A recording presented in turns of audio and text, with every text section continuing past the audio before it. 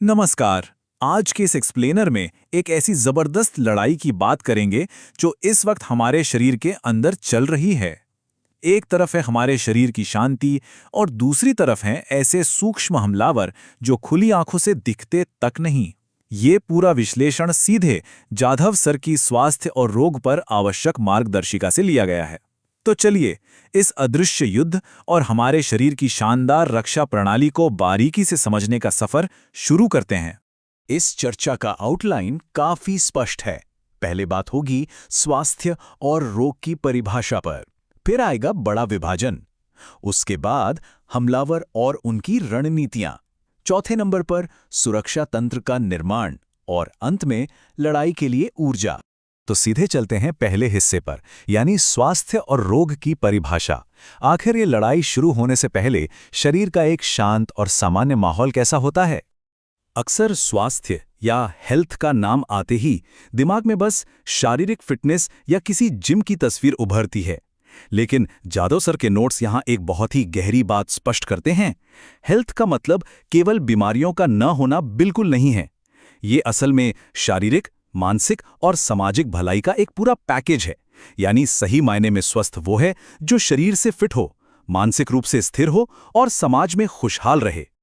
लेकिन सोचिए, अगर ये बेहतरीन संतुलन थोड़ा सा भी बिगड़ जाए तो क्या होगा? बस यही एंट्री होती है रोग यानी बीमारी की।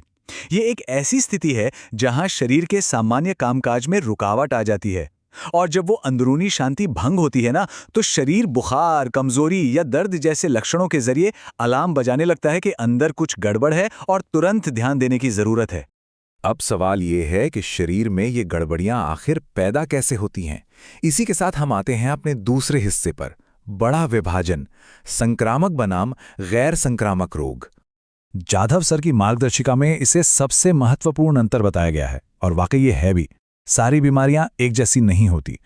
एक तरफ संक्रामक रोग हैं, ये वो बाहरी दुश्मन हैं जो सूक्ष्म जीवों के जरिए एक इंसान से दूसरे इंसान तक पहुंचते हैं, जैसे हैजा।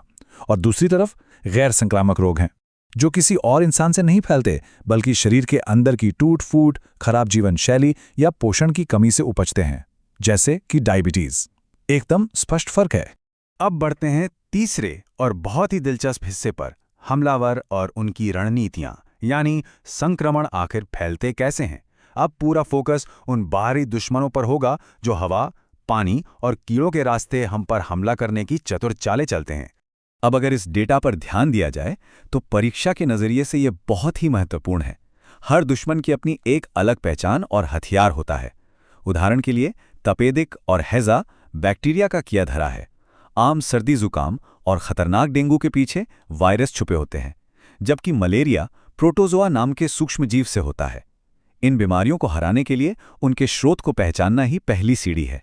जाधव सर ने इसे परीक्षा के लिए महत्वपूर्ण फ्लो कहकर विशेष रूप से मार्क किया है। मलेरिया के हमले का एक बड़ा ही तार्किक क्रम होता है। बीमारी है मलेरिया, इसका कारण है प्रोटोजोआ, और यह शरीर तक पहुंचता कैसे है? मादा एनाफिलीज मच्छर की सवारी करके। अब इस पूरी चेन को तोड़ने का सबसे आसान उपाय क्या है? रुके हुए पानी को जमा ही न होने देना। स्रोत से लेकर बचाव तक का ये फॉर्मूला एकदम अचूक है। यहाँ एक बड़ा ही लाजमी सा सवाल उठता है, जो कि एक बहुत अहम बोर्ड प्रश्न भी है। जब लगातार इतने सारे बाहरी हमले हो रहे हैं, तो क्या शरीर चुपचाप हार मान लेता है? बिल्कुल नहीं। यहीं से इस कहानी में एक नया और बहुत ही सकारात्मक मोड़ आता है। बात आती है रोग प्रतिरोधक क्षमता यानी इम्यूनिटी की। और इसी के साथ शुरुआत होती है चौथे हिस्से की, सुरक्षा तंत्र का निर्माण। ये असल में शरीर की अपनी एक बेहद ताकतवर और निजी आर्मी की बात है। रोग प्रतिरोधक क्षमता की परिभाषा खुद में बहुत पावरफुल है। ये बीमारियों से लड़ने की शरीर की अपनी अंतर्निहित ताकत है। सूक्ष्म जीवों के खिलाफ हमारा यह डिफेंस सिस्टम दो तरह का होता है। एक प्राकृतिक, जो जन्म से ही अंदर मौजूद होता है, और दूसरा अर्जित, जिसे शरीर समय के साथ नए दुश्मनों से लड़ लड़कर विकसित करता है। ये किसी स्मार्ट मशीन लर्निंग सिस्टम जैसा ही तो है। लेकिन इस अर्जित क्षमता को रातों रात और बिना असल लड़ाई के मजबूत करने का क्या तरीका हो सकता है? जवाब है टीकाकरण। यह इम्यूनिटी को बूस्ट करने का एक शानदार वैज्ञानिक तरीका है। इसमें जानबूझकर शरीर को एक वैक्सीन दी जाती है ताकि हमारी सेना पहले से ही भविष्य के असली हमलों के लिए तैयार हो सके। पोलियो, बीसीजी और खसरे के टीके इसके सबसे सफल उदाहरण हैं। लेकिन यहाँ ध्यान रखने वाली बात यह है कि सारी जिम्मेदारी सिर्फ टीकों और शरीर की अंदरूनी सेना पर नहीं छोड़ी जा सकती। बाहरी सुरक्षा भी उतनी ही जरूरी है। व्यक्तिगत स्वच्छता हमारी ढाल की पहली परत है।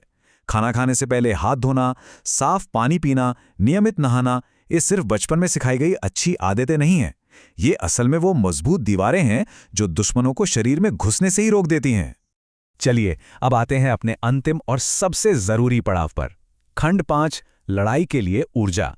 क्योंकि दुनिया की कोई भी सेना खाली पेट युद्ध नहीं लड़ सकती, भले ही वो शरीर के अंदर ही क्यों ना हो। इस शानदार डिफेंस सिस्टम को लगातार चलाते रहने के लिए जो सबसे प्राथमिक ईंधन चाहिए वो है एक संतुलित आहार। एक पूर्ण आहार में कार्बोहाइड्रेट, प्रोटीन, वसा, विटामिन, खनिज और पानी बिल्कुल सही मात्रा में होते हैं। ये सारे तत्व मिलकर काम करने की ऊर्जा देते हैं, शरीर का विकास सुनिश्चित करते हैं और इम्यूनिटी के इंजन को फुल स्पीड पर चार्ज रखते हैं। और अगर शरीर को ये सही ईंधन न मिले तो इसके परिणाम काफी गंभीर हो सकते हैं। ये स्पष्ट तौर पर दिखाता है कि पोषण की कमी कैसे सीधे गैर संक्रामक रोगों को जन्म देती है। विटामिन सी की कमी हो तो स्कर्वी, विटामिन डी कम हो तो हड्डियों को कमजोर करने वाला रिकेट्स, आयरन की कमी से एनीमिया और प्रोटीन न मिले तो क्वैशियोर जैसी बीमारी हो सकती है। ये सिर्फ रटने वाला डेटा नहीं है, बल्कि एक स्पष्ट चेतावनी है कि पोषण का संतुलन बिगड़ना कितना भारी पड़ सकता है। इसी के साथ हम इस एक्सप्लेनर के बिल्कुल अंत में आ गए हैं। अब जो सबसे बड़ा सवाल सामने आता है वो इस पूरी चर्चा का वास्तविक सार है। जब बीमारियों के सटीक कारणों और बचाव के वैज्ञानिक उपायों को इतनी स्पष्टता से समझा जा चुका है, तो रोजमर्रा की जिंदगी में शारीरिक, मानसिक और सामाजिक भलाई को बनाए रखने के लिए क्या ठोस कदम उठाए जा सकते हैं। इस बेहतरीन जानकारी के बाद आज से ही शरीर की इस शानदार सुरक्षा प्रणाली को और मजबूत करने के लिए कौन सा एक नया बदलाव किया जा सकता है, इस पर विचार तो जरूर होना चाहिए। इस मजेदार सफर में साथ जुड़ने के लिए बहुत बहुत धन्यवाद।